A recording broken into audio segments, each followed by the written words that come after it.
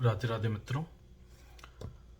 तो बंधुओं, आज मैं आपके साथ एक ऐसी कथा साझा करने जा रहा हूं जो मेरे हृदय के बहुत समीप है तथा मैं बहुत भावनात्मक रूप से जुड़ा हुआ हूं इस कथा के साथ। यह मेरी बाल्यावस्था से ही प्रेरणा स्रोत रही है। यह कथा है राजा रंती देव की। राजा रंती देव की यह कथा भागवत पुराण के नवम स्कंध में 21वें अध्याय में आती है। इस समय इस अध्याय में श्री सुखदेव मुनि महाराज परीक्षित को भरत वंश का वर्णन कर रहे हैं। वे बताते हैं कि परीक्षित वितथ अथवा भारद्वाज का पुत्र था मन्यु। बृहतक्षत्र, जय, महावीर्य, नर और गर्ग ये मन्यु के पुत्र हुए।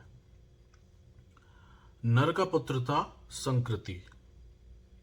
वे आगे बोलते हैं, संकृति के दो पुत्र हुए, गुरु एवं रंतिदेव। परीक्षित, रंतिदेव का निर्मल यश इस लोक तथा परलोक में सब स्थानों पर गाया जाता है। रंतिदेव आकाश के समान बिना उद्योग के ही दैववश प्राप्त वस्तु का उपभोग करते और दिनों दिन उनकी पूंजी घटती जाती। जो कुछ मिल जाता उसे भी दे डालते और स्वयं भूखे रहते।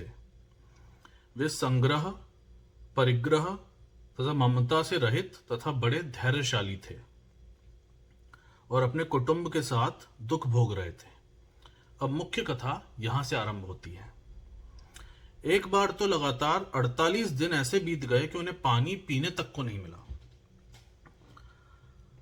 49वें दिन प्रातःकाल ही उन्हें कुछ घी, खीर, हलवा और जल मिला। उनका परिवार बड़े संकट में था। भूख व प्यास के मारे वे लोग कांप रहे थे। परंतु जो ही उन लोगों ने भोजन करना चाहा, त्यों ही एक ब्राह्मण अतिथि के रूप में आ गया। यहां से ध्यान दीजिएगा कौन कौन अतिथि आते हैं। ठीक है, यहां पर तो यह पहला अतिथि ब्राह्मण है। रंतिदेव सब में श्री भगवान के ही दर्शन करते थे, अतएव उन्होंने बड़ी श्रद्धा से आदर पूर्वक उसी अन्न में से ब्राह्मण को भोजन कराया। ब्राह्मण भोजन करके चले गए। परीक्षित, अब बचे हुए अन्न को रंतिदेव ने आपस में बांट लिया और भोजन करना चाहा। उसी समय एक दूसरा शूद्र अतिथि आ गया। रंतिदेव ने भगवान का स्मरण करते हुए उस बचे हुए अन्न में से भी कुछ भाग शूद्र के रूप में आए हुए अतिथि को खिला दिया। जब शूद्र खा पीकर चला गया, तब कुत्ते को लिए हुए एक और अतिथि आया। उसने कहा, राजन, मैं और मेरे श्वान बहुत क्षुधाग्रस्त हैं, हमें कुछ खाने को दे दीजिए।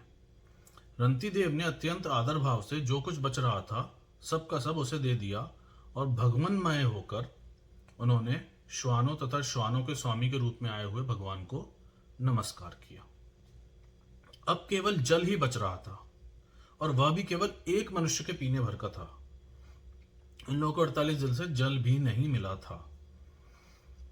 वे उसे आपस में बांट बांट कर पीना ही चाहते थे कि एक चांडाल और आ पहुंचा। चांडाल वह होता है जो शमशान घाट पर कार्य करता है और वहीं रहता है। यह महाशूद्र एवं अंत्यज जाति मानी जाती है। शूद्रों में भी महाशूद्र तथा अंत्यज जाति मानी जाती है। उस चांडाल ने कहा, मैं अत्यंत नीच हूं, मुझे जल पिला दीजिए। चांडाल की वह करुणापूर्ण वाणी, जिसके उच्चारण में भी वह अत्यंत कष्ट पा रहा था, सुनकर रंतिदेव दया से अत्यंत संतप्त हो उठे और ये अमृतमय वचन कहने लगे। अब यहां कथा की ये पंचलाइन है, सबसे महत्वपूर्ण भाग है। मैं भगवान से 8 सिद्धियों से युक्त परम गति नहीं चाहता, और तो क्या, मैं मोक्ष की भी कामना नहीं करता हूं। मैं चाहता हूं तो केवल यही कि संपूर्ण प्राणियों के हृदय में स्थित होकर उनका सारा दुख सहन करूं, जिससे और किसी भी प्राणी को दुख ना हो। यह दीन प्राणी जल पीकर जीना चाहता था। जल दे देने से इसकी रक्षा हो गई। अब मेरी भूख प्यास की पीड़ा, शरीर की शिथिलता, दीनता, ग्लानि, शोक, विषाद और मोह, ये सब के सब जाते रहे। मैं सुखी हो गया। इस प्रकार कहकर रंतिदेव ने वह बचा हुआ जल भी उस चांडाल को दे दिया। यद्यपि जल के बिना वे स्वयं मर रहे थे, फिर भी स्वभाव से ही उनका हृदय इतना करुणापूर्ण था, इतना दयालु था कि वे अपने को रोक न सके। ऐसे धैर्य की भी कोई सीमा है। बंधु रंती देव जी इच्छुक थे कि वे ऐसे समुद्र बन जाएं जिसमें जहां कोई भी आकर अपने दुख फेंक कर डालकर चला जाए, जिससे केवल वह व्यक्ति केवल सुख की अनुभूति करे और सारे दुख जो हैं वह केवल रंती देव जी ले लें, दूसरे किसी को दुख न झेलना पड़े। तो he wanted to be a repository of the sorrows of the world in a way. इसी कारण मैं इतना प्रभावित हुआ था इससे बाल्यावस्था से ही कि मैं ऐसा सोचता था कि यदि मैं कभी पिता बना तो मैं अपने पुत्र का नाम रंती देव रखूंगा, क्योंकि इस प्रकार की 4 कथाएं हैं, त्याग एवं परोपकार की 4 कथाएं हमारे ग्रंथों में जो मुझे बहुत प्रभावित करती हैं।